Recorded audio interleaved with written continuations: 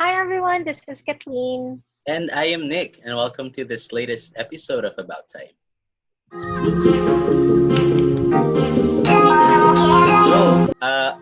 We said last week that we will have a special guest today to help us discuss topics related to personal core values and specifically on how emotions can affect your decisions.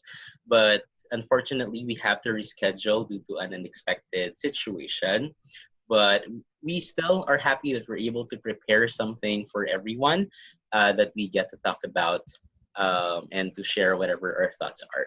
So, Right. And last week, especially during our live video, we encourage everyone to actually participate and either send us comments or questions that something that they didn't understand in our previous topic, or if they have questions related to our next week's topic, which is how emotions can actually affect your decision making.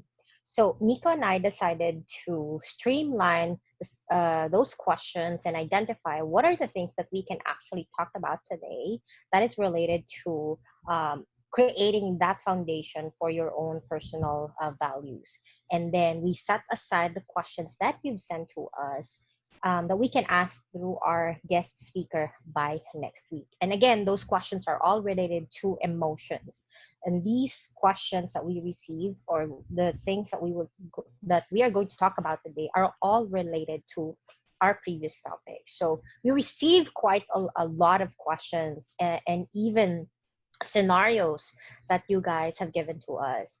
And so we decided to really understand what is happening, observe what we experience, our friends experience, our families experience, and everyone's experience that we worked with, or those people that we worked with.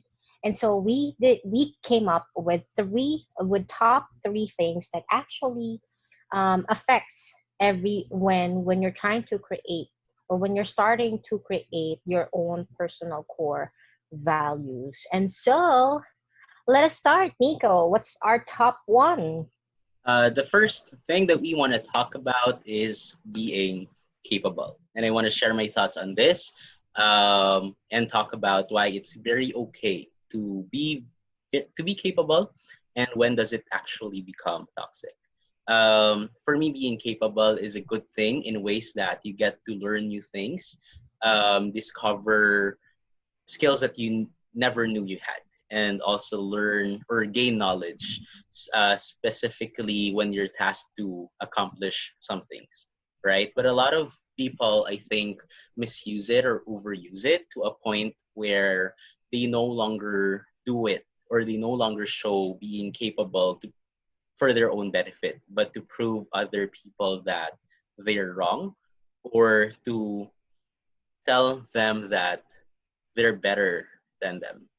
And it becomes toxic or unhealthy because remember when we last talked about building that foundation or personal core value, it talks about who you want to perceive as, and and it reflects who you are, right? And I don't think you like that you're doing something because you want to tell other people that they're wrong. I mean, for me, it always has to be you. It always has to be for your own benefit. It always has to be something that you learn from, right? What do you think about that? Does that make sense, Caillou? Yeah, it does make sense. And a lot of times when we want to show to other people that we're capable, again, I agree with that. Everyone, that's part of our core value. We want to show to everyone that we can stand on our own. The thing is, a lot of times we forgot to create boundaries on when to actually identify that you are being capable, and you're already moving past towards you are it's no longer healthy for you. And sometimes our ego is part of it, because we, like what you said, we want to prove to others that I am capable of doing this on my own. I can do it, I can handle it, I don't need you, I only need me. Well, that's not true. There will be times that you will need help. especially if we will talk about situations such as if you are no longer emotionally stable, or if you are not emotionally capable of doing certain things. There will be times, and again, it doesn't matter in what age group you are in, there will be times that you need help. So you I can still call someone that they are capable of doing their job, and that they are capable of providing to their family, that they are capable of being on their own. But there would still be times where you are not capable of handling situations, and when that happens, you need to understand when and where do you draw that line of seeking help. Okay, I'm no longer healthy, this is not helping, I'm stuck, I don't know what else to do, where do I need to go, how can I move forward, how can I move past this. Then that should be your signal, that should be your warning, or yeah, your signal that, hey, I needed to seek help, I needed to talk to someone, I needed to hear other people's thoughts. And hearing other people's thoughts doesn't actually degrade you. It doesn't really tell that you're a lesser person. You are actually becoming a better person, because you're only showing that I've tried to do things this way, but it's not working. Then maybe hearing somebody else's opinions, and maybe if they have other suggestions that can help improve your plan, or on how you can get closer to what you're planning to do, then that I think is really showing how you're capable. You're capable of accepting feedback. You're capable of accepting when you needed help and when you are not capable of. Which is actually linked to being independent, which is part of our top two, or like our top two for creating foundation based on your personal core values. Now, there's a fine line about being independent, and in my personal experience and with the people I've worked with, I've noticed that being independent, specifically to breadwinners, where you're the one who is financially doing a lot of things to secure the family. And sometimes we feel obligated that I need to be independent, I need to be strong, I need to secure myself, I need to secure my family, I need to do this. It's more of I, but it's not really reflecting on your I, but more on reflecting on the people that is surrounding you. And it's challenging because it's linked to being capable when you need to draw the line, because sometimes it's no longer called as being independent, but you're being too persistent. Yeah. So one example that I can think of is because your fear of failing, because you want to prove to other people that you already managed to start it on your own as a strong independent individual, and you wanted to prove to everyone that I don't need you, I can handle this on my own, I'm independent and I'm strong and I'm powerful, and so on and so forth. We're not taking that away from you, you are still that person. But you need to understand that if you are doing things because you're afraid that people will see you as a failure, or people will perceive you as a nobody, then you're not doing it for you. You're doing it to be liked. You're doing it so that others will like you. And that's part of the society. We want to please those people around us. We want them to be happy. And we're sacrificing our happiness because we want to show them that, oh, I'm strong, oh, I'm independent, I was able to do this at age 20. By before I even reach age 30, I'm already a manager, I was able to achieve a lot of things, and so on and so forth. But let me ask you this question: are you truly happy with where you are right now, or are you saying you are happy because the people around you are happy? What about you, Nico? That's exactly the point. I love that you pointed out on pleasing other people, and that the question that you ask them, if that actually makes you happy. Because what's worse is that even if you know that you need help already, you wouldn't get help, because again, you want to show that kind of image, that you can do it by yourself, and it's totally related to being capable that we talked about earlier, and being independent, right? Again, there's nothing wrong with you being independent. A lot of us wanted that when we were very young, right? When we were 16 or 17 years old. Before we turned 18, we all wanted to be independent, right? We want to live our own lives. But again, and that's the good thing about being independent, because you want to support yourself, right? You want to be able to explore a lot of other things by yourself. But relating it to life experiences, the obligation and the responsibilities that you have, there are times that you just can't. You just can't handle it by yourself. And you never want to think about what people may say if you ask for help, what people may say if you fail, right? You want to use them to tell you how you can improve, but not tell you what you can and what you cannot do, right? Being independent for me, as I am an independent person myself, makes me makes me ready to face different types or kinds of challenges in life. But I'm not saying that I'm 100% prepared to actually be facing them. I still have holdbacks. I'm still afraid of what things could turn out to when I'm not able to handle them very well, but I'm not thinking of them so much, right? Because I know that I have these people around me who I know I can go to whenever I need help, right? And it does not take away the it does not take away the independent that the word independent from you. It just makes you open to a lot of other exercises that you can do, And that right? can actually strengthen your you being independent. You can start by small things, like let's say I was able to manage paying my own bills. That's being part of it, being independent. And then you can move forward. And if something is already hitting you, like okay, this is something that I'm stuck, and I don't know what to do about this. Like let's say creating your own goals. So okay, I don't know what to do. I don't know what I want, what I truly want. Who am I? What am I passionate about? So those are the things that can actually help you reach out to the right people, and so that they can guide you. Hey, Right.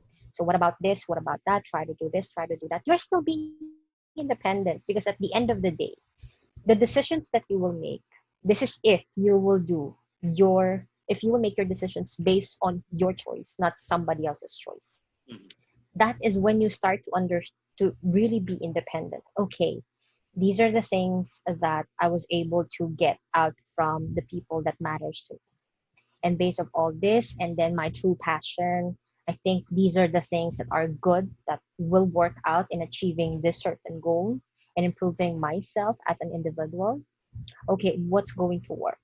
It's like creating a step by step guide, which is also somehow related to our last topic, or our last question. Right. This one is the most. It's one of those values that I'm so excited to talk about. It's about being optimistic. There's For me, I always believe that there's a lot of advantages in being optimistic.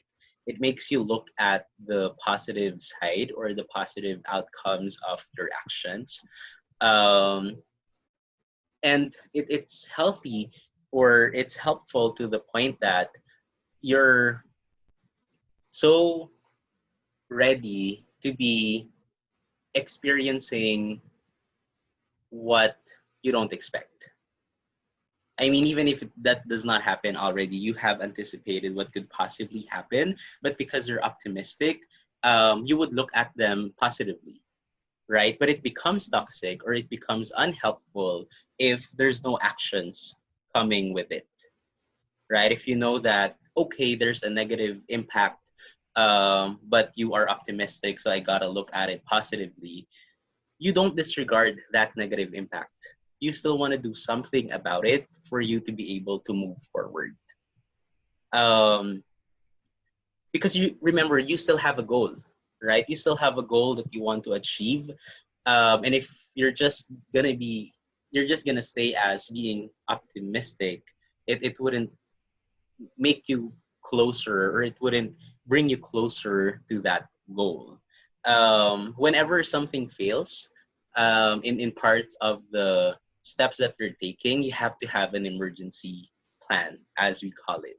It has to be part of the steps, and it's not because you wanna switch gear, you wanna switch to a different goal instead, but because you still want to achieve the same goal, but you're gonna take a different path in order to accomplish, or to achieve it. Am I being clear on that part, Kathleen? Yes, you are, and I actually like the part when you said when you I distinguish or separate what's an emergency plan and why it's need to be linked still to what your goal is.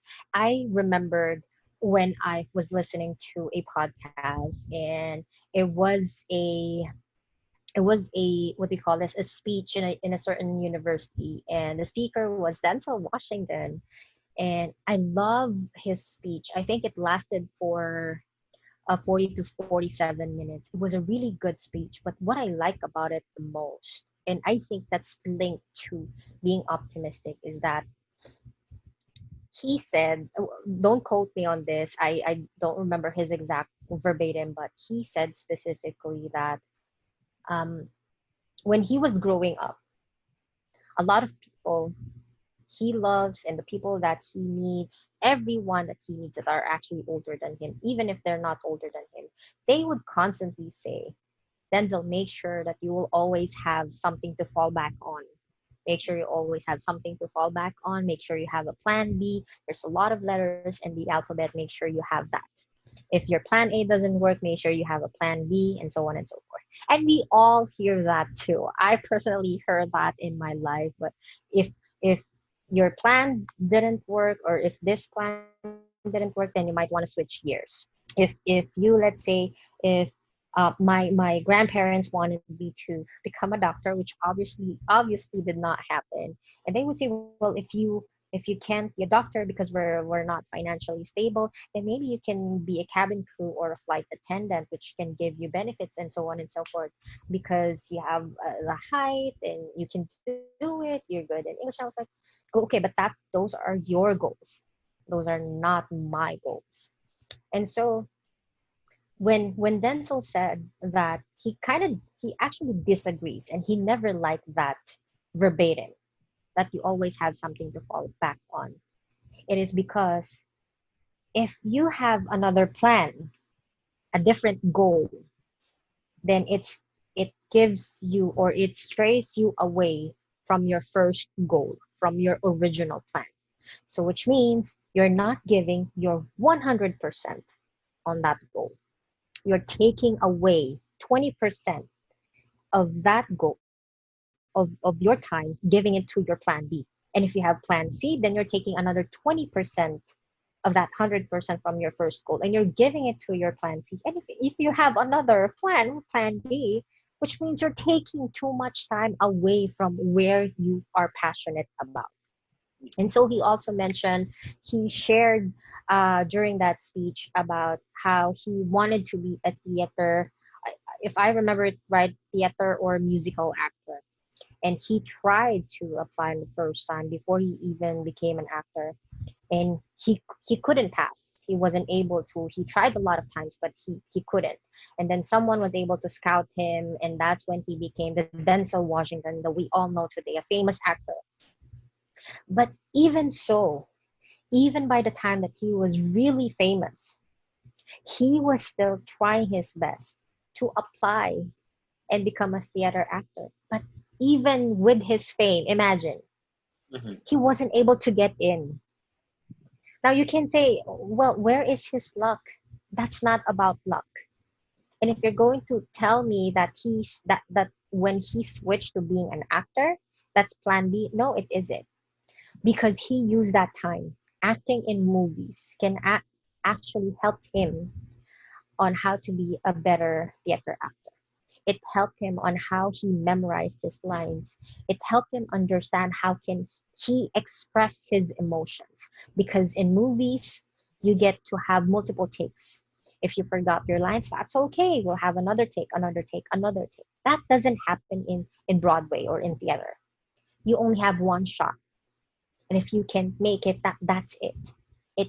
You're already setting up for failure. That's a fail already. He also tried to understand how he can speak in an optimum voice so that he is in theater, it's not just the first three seats that can actually hear him, but even from the people at the back can hear his voice. So as you can see, it wasn't a plan B. When his first steps didn't help him get to his desire or to his goal in becoming a theater actor, he then used or created another step on how he can improve himself so that by the next time that he will try to audition again, he will get it. If not, okay, there's another opportunity where he can improve himself. And he did that. He did that all over. And for 30 years, he said he wasn't able to do so.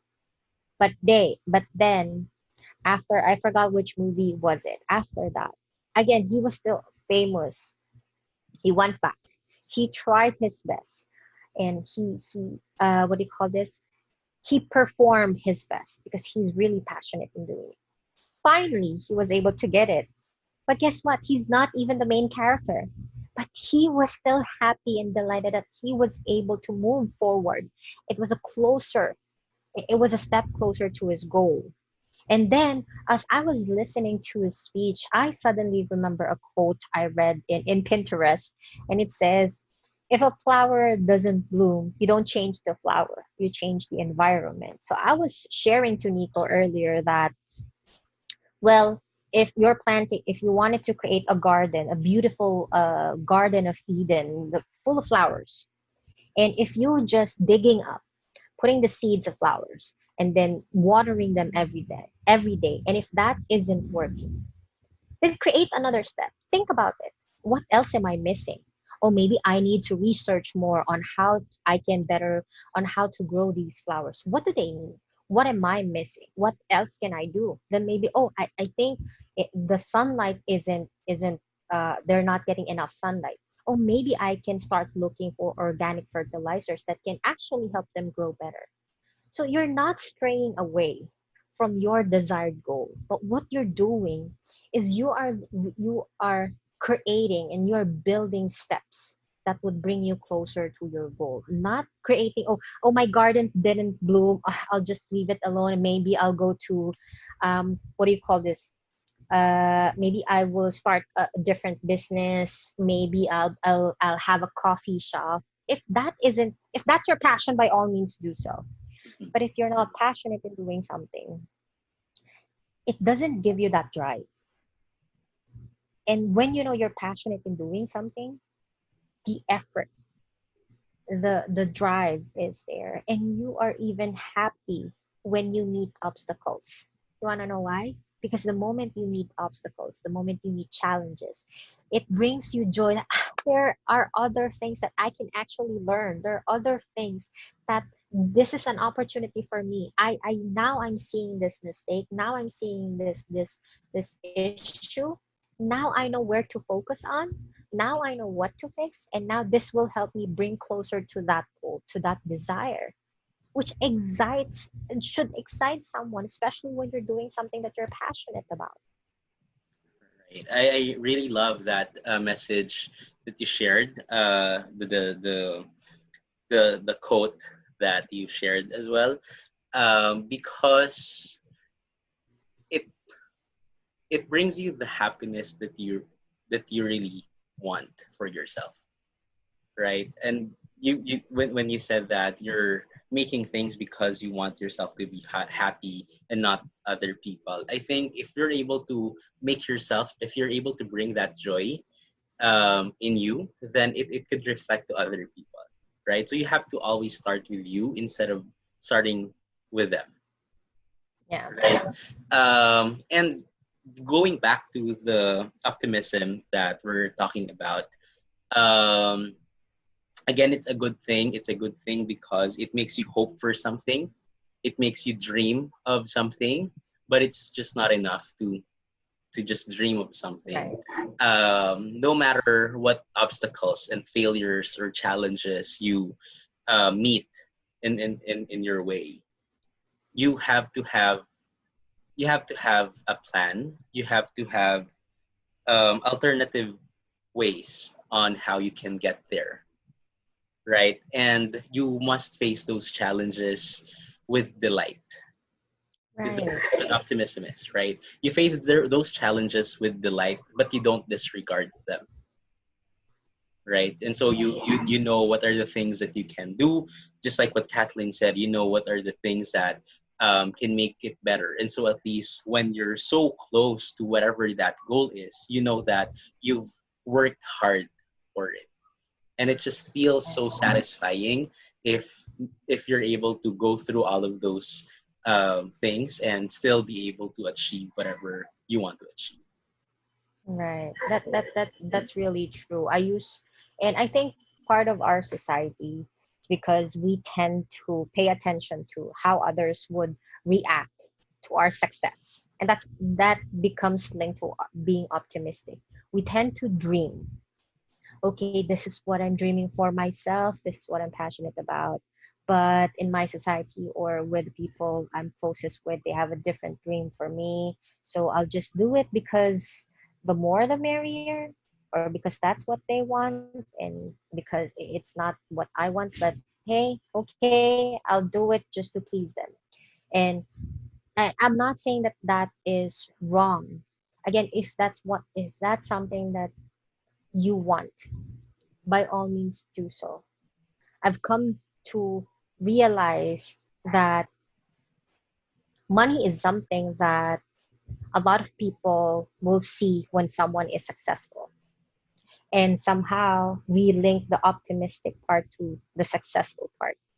We dream of getting rich. We dream of, oh, I will be positively happy if I'm rich, if I own a lot of material things. If that's what you truly are happy for, by all means do so. But if not, then you might want to start asking yourself, what am I passionate about? Who am I? What do I really want? Because until you find out what drives you, what makes you happy, that would actually help you understand the things that is working and isn't working for you. And it came to a point where once you start understanding who you truly are, Mhm. it will also help you see the right people. And the right people, you will attract the right people that can actually help you build of what you're passionate about and can actually bring you closer to your goal. Right. So I also remember a quote about, because I remember Nico mentioned something about being hopeful and optimistic, and optimism is part of being hopeful. You hope that it will get better. You hope that what you're doing would actually bring you closer to your goal. The question there is, are you doing what you need to do to bring you closer to your goal? Because if you're just hoping, if you're wishing, if you're daydreaming of you getting closer to your goal, but you're not doing anything, then honey, I think you might want to start all over again and see what are the things that you need to focus on so that you can get to your goal. Daydreaming and dreaming and being hopeful and wishing are things that we all do. I like to do it a lot of times in my daily basis. But then again, I also ask myself, okay, this is what I want. What do I do? If I do this, will this bring me closer to my goal? If not, okay, then what else? What other steps can I do? Right. And I hope that all of these things that we talked about could help you um, really create your foundation. I think what there could be times still when you ask yourself, who am I?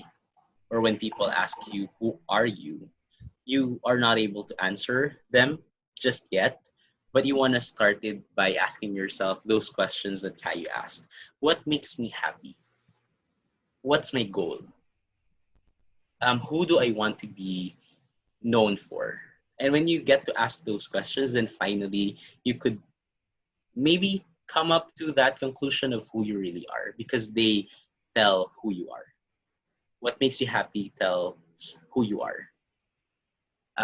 What's your goal tells who you are, right? And these steps that we've given, I think we just pointed out the healthy and unhealthy side of it, would help you think of your own personal values and decide if it's something to keep or it's something that you need to um, eliminate, right? Or is it something Correct. that um, you would you would continuously do, or it's something that you wanna park for a moment and use them when you just need them,